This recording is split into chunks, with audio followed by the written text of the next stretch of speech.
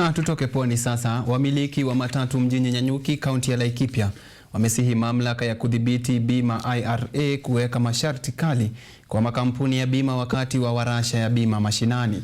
Wamiliki hao wa magari ya uchukuzi wanadai kuwa baadhi ya kampuni za bima zinakabiliwa na changamoto za kifedha na wakati mwingine kushindwa kulipa magari wakati ajali inapofanyika.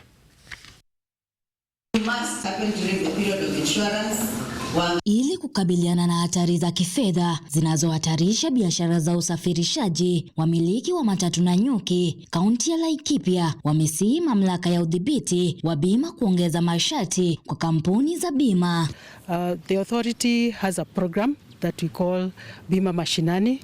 This is an activity whereby we go to the various counties and we engage with various stakeholders. The authority, in pursuit of the mandate to regulate, supervise and promote development of the industry, engages with various stakeholders, and one of the stakeholders that we engage with is the media. We also engage with those in the transport sector, bodaboda, matatu operators and wakizungumza wakati wa warsha ya bima mashinani iliyolenga kuwaelimisha wananchi kuhusu faida za bima. Madereva wa magari ya uchukuzi wanadai kwamba baadhi ya kampuni za bima zinaendelea kukusanya ada za bima kutoka kwa wateja licha ya kukabiliwa na changamoto za kifedha, jambo linalosababisha hasara kubwa. Leo tumekuwa masomo hapa na watu wa IRA. Inamaanisha tufundisha kwa sababu ya ile shida tuko nayo ya watu wa matatu. Insurance mingi zinaaguka, sisi tukawachiwa hiyo mashida. Kwa hivyo tungeona ni mzuri tusomeshwe ndiye tujue hii shida itatatuliwa lini. Ukasikia auctioneers ni kama wamefungua biashara zao zinaelekea kwa matatu. Mawakili wameanza kutafuta ambulance chasers.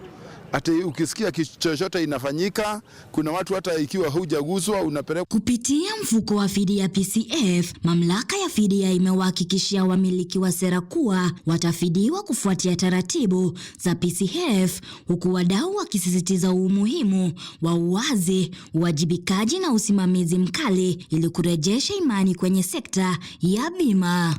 Human error is the biggest percentage ya cause accidents kwa hii barabara zetu. Another cause ni road defects. The condition when the barabara imetengenezwa, the engineering ya barabara, that is another cause of accident that normally cause accident. We have the weather. Be it is foggy, it is raining, it is windy, all those is captured as weather.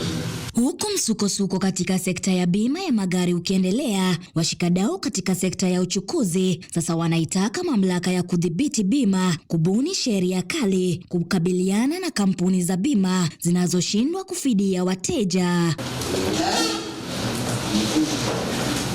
Atenka Negunda, runinga ya KU.